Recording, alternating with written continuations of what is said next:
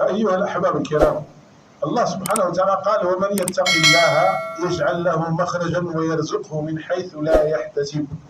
الله وعد، ولكن شرط: حقيقة الإيمان، حقيقة التقوى، تأتي نصرة الله منه. ومن يتق الله، حقيقة ليست لفظ أو صورة. ومن يتق الله يجعل له مخرجا ويرزقه من حيث لا يحتسب. وفي آية أخرى قال جل جلاله: ومن يتق الله يجعل له من أمره يسرا. اليسر في الحياة. وقال الله سبحانه وتعالى يعني لسان سيدنا نوح عليه الصلاة والتسليمات قال: فقلت استغفروا ربكم إنه كان غفارا يرسل السماء، حقيقة الاستغفار، يرسل السماء عليكم مدرارا ويمددكم بأموال وبنين ويجعل لكم جنات ويجعل لكم أنهارا. فهكذا الصحابة رضي الله عنهم اتبعوا ما أنزل في القرآن.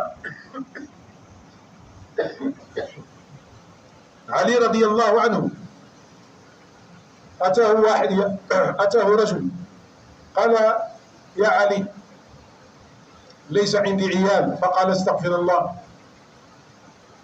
وجاء رجل آخر قال: يا علي أنا فقير ضروري من الرزق، فقال: استغفر. فأتوه عدة رجال، كل واحد يطلب طلب فيوجهه إلى الاستغفار. فصحابي رضي الله عنه قال: رأيتك يا علي كلما أتاك رجل وجهته إلى الاستغفار قال: ويلك ألم تقرأ؟ فقلت: استغفروا ربكم إنه كان غفارا يرسل السماء عليكم مدرارا ويمددكم بأموال وبنين ويجعل لكم جنات ويجعل لكم أنهارا.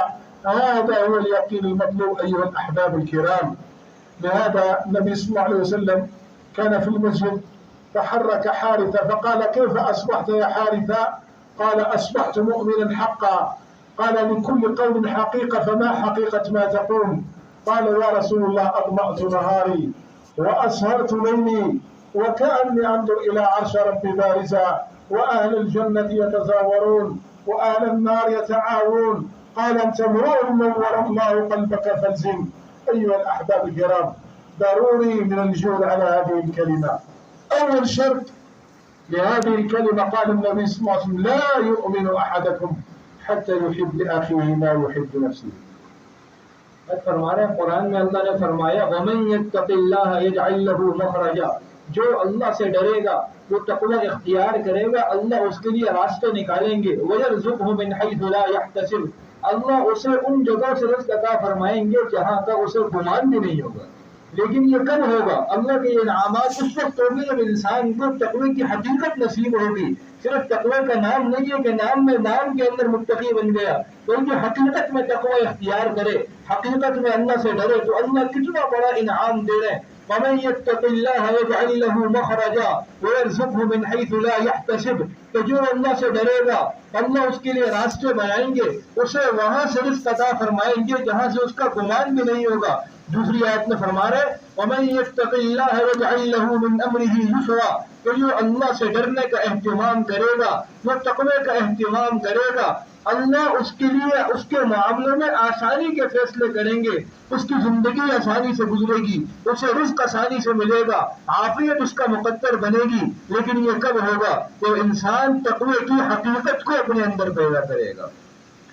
जब इस्तिग़फ़ार इंसान करेगा, सही मानों में अल्लाह से इस्तिग़फ़ार करेगा, अल्लाह से मग़फ़िरत तलब करेगा, अल्लाह के सामने रोएगा और गिड़गिड़ाएगा और सही मानों में इस्तिग़फ़ार होगा, इस्तिग़फ़ार की हकीकत नसीब होगी।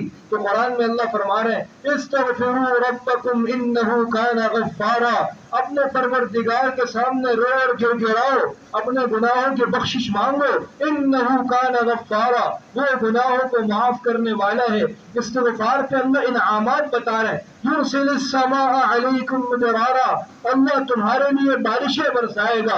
वयुमदिदकुम बिअम्वाल, اللہ تمہیں مال و دولت سے نوازے گا، وبنین اللہ تمہیں بیٹے عطا کرے گا، ویمددکم باموال وبنین ویجعل لکم جنات اللہ تمہارے باغات میں برکت دے گا، ویجعل لکم انہارا اللہ تمہارے لیے نہریں نکالے گا۔ اتنے سارے انعامات اللہ عطا فرما رہے استغفار پر۔ حضرت علی رضی اللہ عنہ کی خدمت میں ایک آدمی آیا، اس نے عرض کیا کہ جی میرا مسئلہ یہ ہے کہ میں بہت پریشان، بہت گناہگار، میں کیا کروں؟ آپ نے فرمایا استغفار کا اہتمام کرو۔ دوسرا آدمی آیا، اس نے کہا جی میری اولاد نہیں ہے، میں کیا کروں؟ آپ نے فرمایا تم استغفار کا اہتمام کرو۔ تیسرا آدمی آیا، اس نے کہا میرا مسئلہ یہ کہ فقیر ہوں، کچھ میرے پاس مال نہیں ہے، آپ نے فرمایا استغفار کرو۔ چوتھا آدمی آیا، اس نے کہا میرے باغ کے اندر پھل نہیں لگ رہے، بالکل میرا باغ اجڑا ہوا ہے، آپ نے فرمایا استغفار کا اہتمام کرو۔ تو ایک آدمی مجلس میں بیٹھا ہوا تھا، اس نے کہا اتنے سارے لوگ اپنے مسائل لے کر آئے، ہر شخص کے مسائل مختلف تھے، آپ سب کو ایک ہی وظیفہ بتا رہے ہیں استغفار کرو استغفار کرو۔ آپ نے فرمایا تم نے قرآن نہیں پڑھا؟ قرآن میں اللہ فرما رہے ہیں استغفروا ربکم انہ کان غفارا، استغفار پہ مغفرت بھی ہے، یرسل السماء علیکم مدرارا، استغفار پہ اللہ بارش کے ذریعے قحط سالی بھی دور کر رہے، ویمددکم باموال وبنین استغفار سے اللہ مال اور اولاد بھی عطا فرما رہے، اور استغفار سے اللہ نہریں اور باغات میں برکت بھی عطا فرما رہے۔ آپ علیہ السلام نے حضرت حارثہ سے ایک مرتبہ فرمایا حارثہ تم نے کس حال میں صبح کی، آج صبح تمہاری کس حال میں ہوئی؟